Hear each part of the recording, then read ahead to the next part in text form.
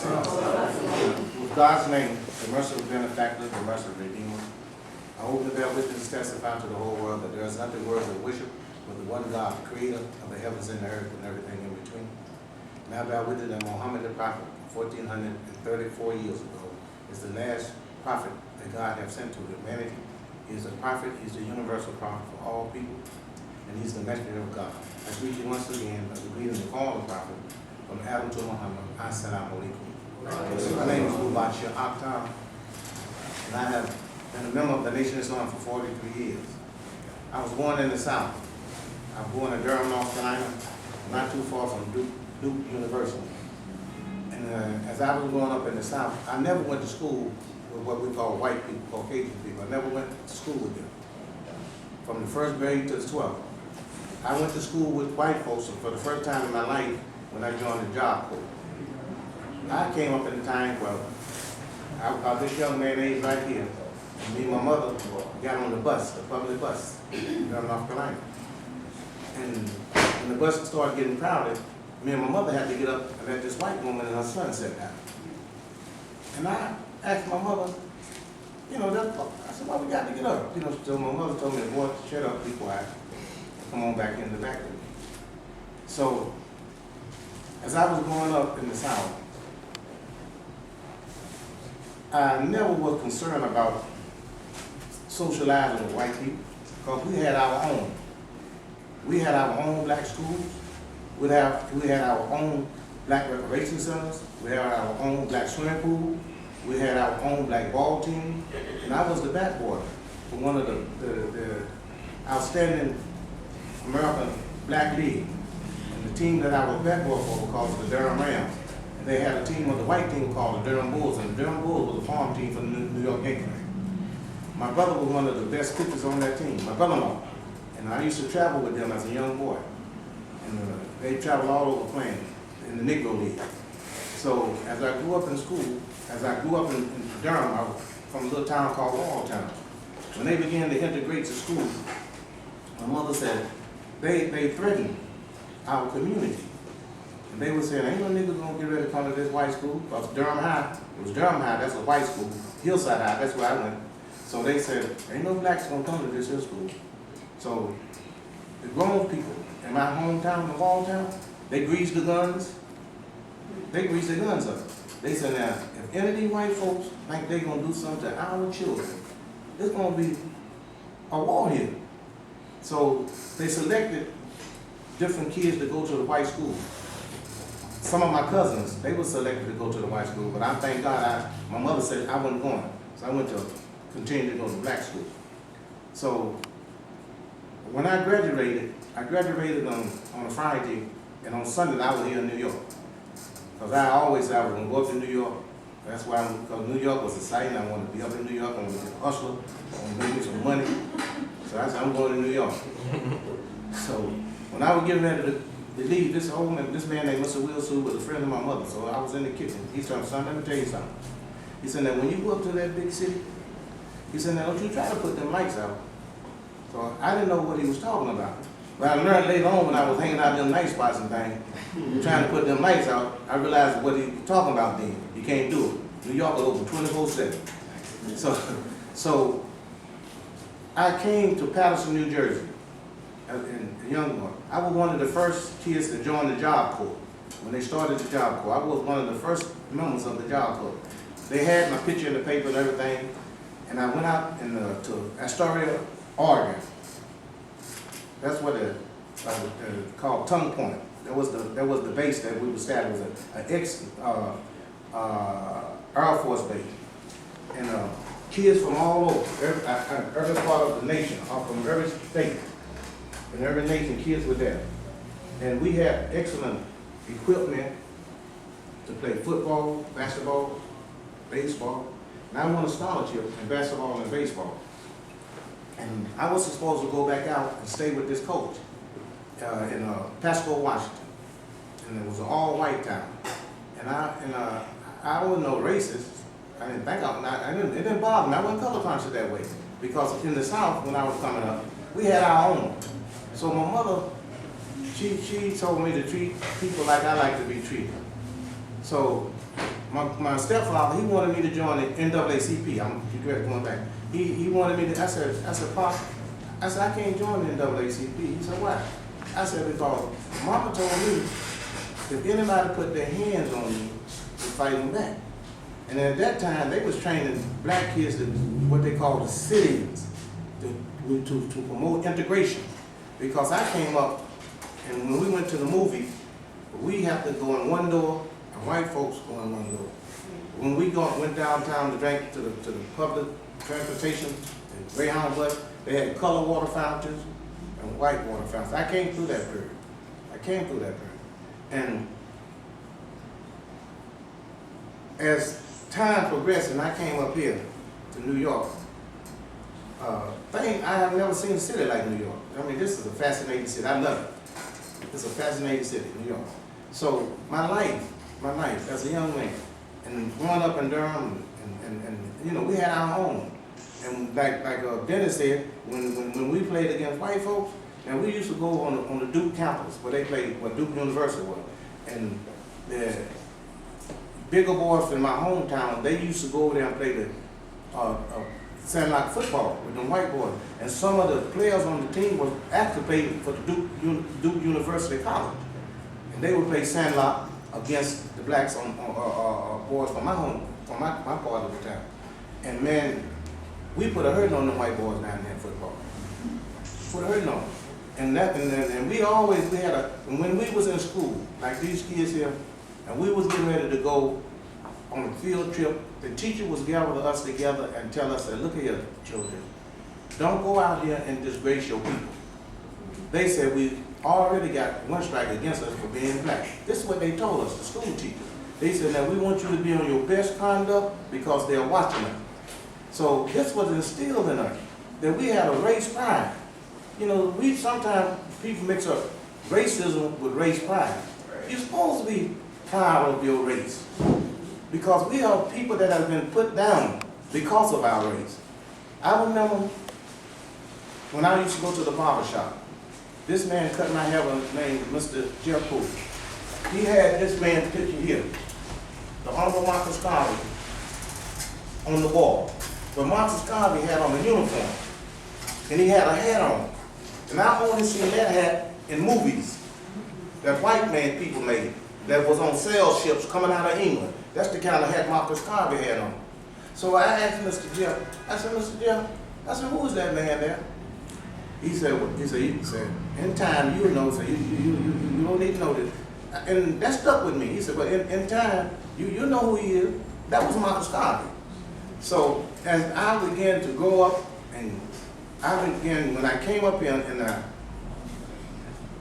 used to go to church in Patterson. They used to bring a school bus, yellow school bus, and park it in front of the church, and try to get us to get on the bus to go to Newark, number 25, where Minister James that he was talking about, he was a minister there, and go over there and listen to the Nation of Islam teaching.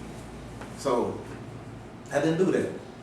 I come out to church. So I said, no, I'm going to. So one day I had some friends, and they became Muslim.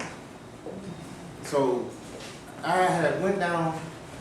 I was hustling, and I went down to Miami, Florida, and had the bad experience down there, and I got on the bus and came back to New York, to Brooklyn.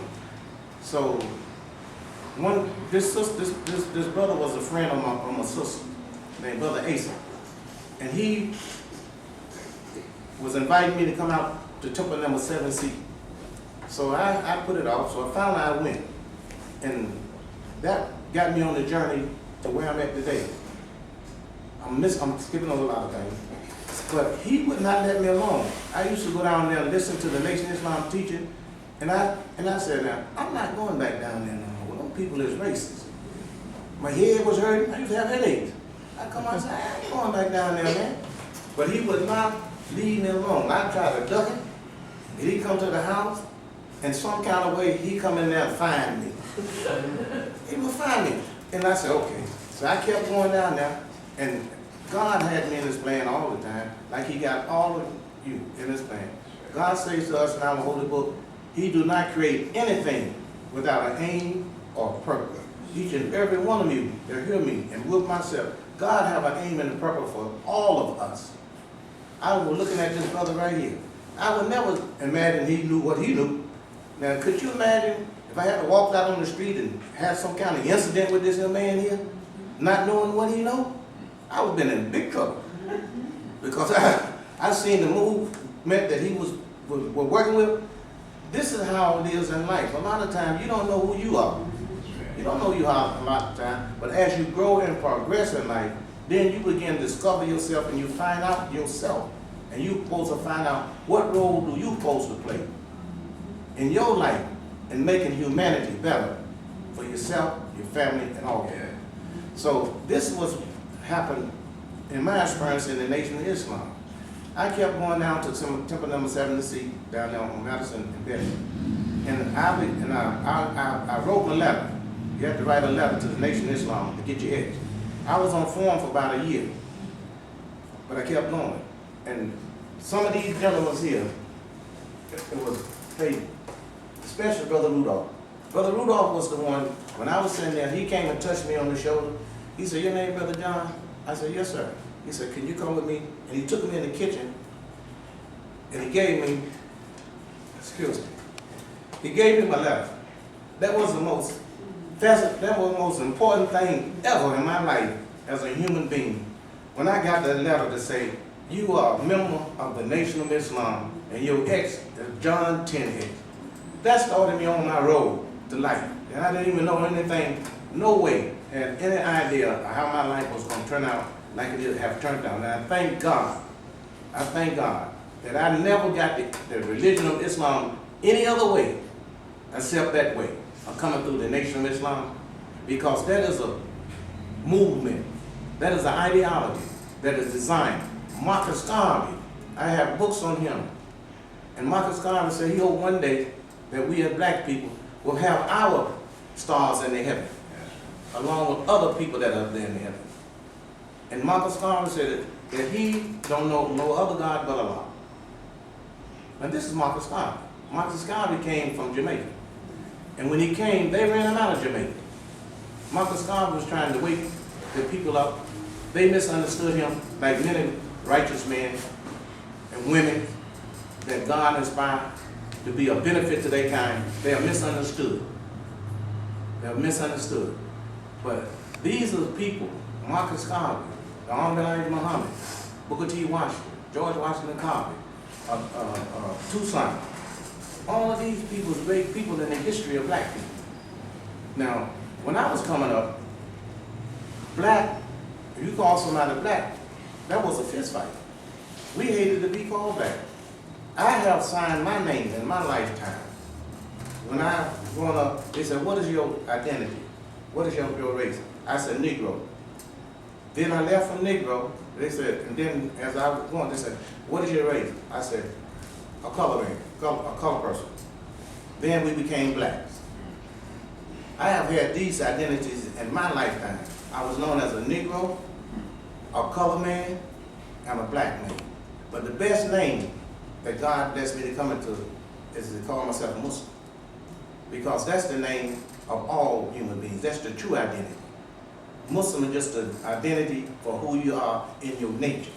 I'm going to leave that up to the director back there, the instructor back there, because he can deliver that kind of talk very good and excellent in explaining what Muslim means and how our nature is that of a Muslim, all of us. So my journey through life, I became a FOI, and I became a squad leader.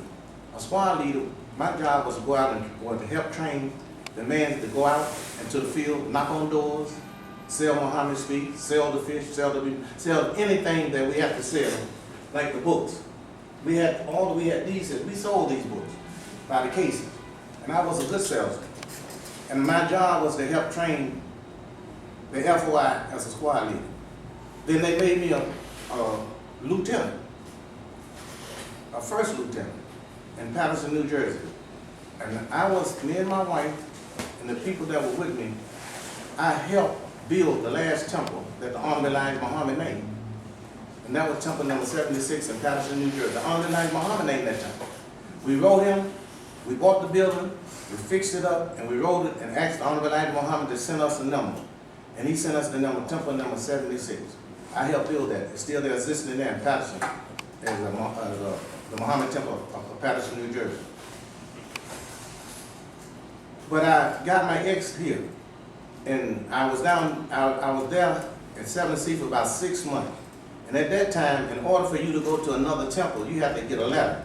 Even if you wanted to go outside New York or whatever area you was a member of the temple, you had to get a letter to say that you was in good standing. Because if you were not in good standing, you could not go to any of the temples. That's how it was then. And they also gave out cards that read, if you find this brother or sister other than a righteous Muslim, acting other than a righteous Muslim, take this card from them and punish them and notify our headquarters, something like that. So this kept us in a good spirit. And before I knew about the Nation of Islam, I heard Malcolm. And I was in what they call, when they first started the poverty programs. And they asked us to write an essay about what he wrote that we would like to be like. I chose Malcolm. I said, I want to be like Malcolm X. I didn't know nothing about no Muslim. Only thing I knew that Malcolm was talked about in our circle as a brave black man that was standing up and challenging that white man. And he would talk to that white man like the white man was a boy. You know, that's how much heart he had. And as a young man, we admire somebody like that. So when I became a Muslim, Malcolm was not in the Nation of Islam when I came in. And this gentleman was saying a lot of things. Malcolm was not put out the Nation of Islam. Malcolm was set down. And Malcolm was not able to, they worked to get Malcolm out of the Nation of Islam. Now we have to tell the truth about our situation. The Imam said Malcolm, he said when Malcolm came, he asked the Imam, he said, why? He said, what are you doing sitting up here? What y'all doing? He said, you young people, what are you doing? And he asked Elijah Muhammad, could he work with the youth? And Elijah Muhammad gave Malcolm the permission to work with the youth. And a new revolution started because Malcolm was one of the young ministers. And most of those ministers at that time was elders. And they was actually jealous of Malcolm. They were jealous of Malcolm because of Malcolm's ability to motivate people that had been sitting there listening to them for many, many years and doing nothing.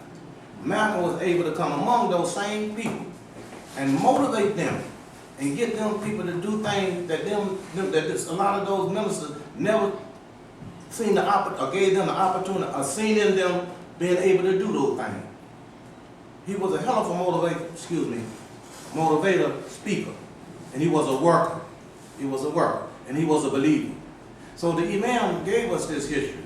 The Imam, because they turned me against Malcolm in the Nation of Islam, because they would call Malcolm the hypocrite, and they say that he betrayed the Honorable Elijah Muhammad. And the Imam W.D. Muhammad, this man here, the son of the Honorable Elijah Muhammad, he's the one that came and cleared up in my heart and soul about Malcolm. He said, look, you can't rob a man of his works. And he began to point out the good works that Malcolm did for the movement called the Nation of Islam. And he changed the name of Temple number 7 to Malcolm Shabazz Masjid. This is who did that. This man here. Malcolm in his book, he said, the only one that I see that would be able to lead the Nation of Islam when Honorable Elijah Muhammad died is his son, Wallace. That's what Malcolm said. Malcolm said, the Imam said, Malcolm asked his father, said the Holy Apostle, that's what we call Honorable Elijah Muhammad too. He said, is it all right for me to go and consult with Wallace about the religion? And the Honorable Elijah Muhammad gave him, okay, it was the Imam W.D. Muhammad that helped Malcolm understand the religion of Islam properly. Because Honorable Imam W.D. Muhammad was, God had already chosen him to be the leader. And this is another thing that needs to be understood about the leadership. We was taught, and I know I was taught, that the Honorable Elijah Muhammad, he said that his son, him and his son were like Solomon and David. that he was the one that gonna gather the material, talking about the African American descendants of slaves. And his son was gonna build a temple. We went through that. We would call ourselves temple number 1, 2, 3, all the way down. I mean, it went about 80 or something. The last one in the 70s. No, that's the last one, the Honorable Muhammad named. But we had, we had the other name, but that's the one he named. So, the Imam helped me to understand our history and understand. Imam said one day he walked in his house and his father had his head like this. And he said, Dad, what's the matter? Because it looked like his father was real worried. And this at the time they was having the trouble, and when Malcolm, they were threatening Malcolm. They were threatening Malcolm like that gentleman just said. So he said, the Honorable Muhammad said, I hope they don't do nothing to that boy. Imam said, the Malcolm mother loved him, just like that she loved all of her sons. Said, my mother loved Malcolm just like she loved me, Herbert, Jabir, all of them sons, all of her sons and daughters. That's how the Imam said, the Honorable Muhammad and his wife loved Malcolm X. So when the Imam made this understanding clear to us that in the community that accepted this here, this took a big burden off of my heart, because they had confused me and made me think that Malcolm was a hypocrite and an enemy at that time. But Imam said, he told Malcolm, he went to Malcolm and said, Malcolm, if they threaten your life, you need to go to and report them. He said, I'll go with you. I'll testify for you. And the Imam said, he suggested that Malcolm go to the FBI and tell them they were threatening his life. But somehow, there was many infiltrators in our community. John Ali, the secretary, the national secretary of this family, he was one of the biggest agents.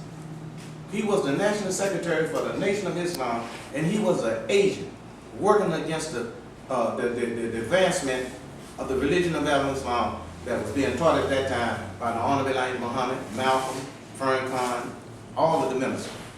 And he was the national secretary. I've seen him sitting in front of him, hearing him stand up and talk about how much he loved Mr. Muhammad, how much he loved the Nation of Islam, and he was one of the ones that was working. He was one of the ones I believe that was instrumental in what happened to Malcolm and getting Malcolm set down, because the Imam had told us many things.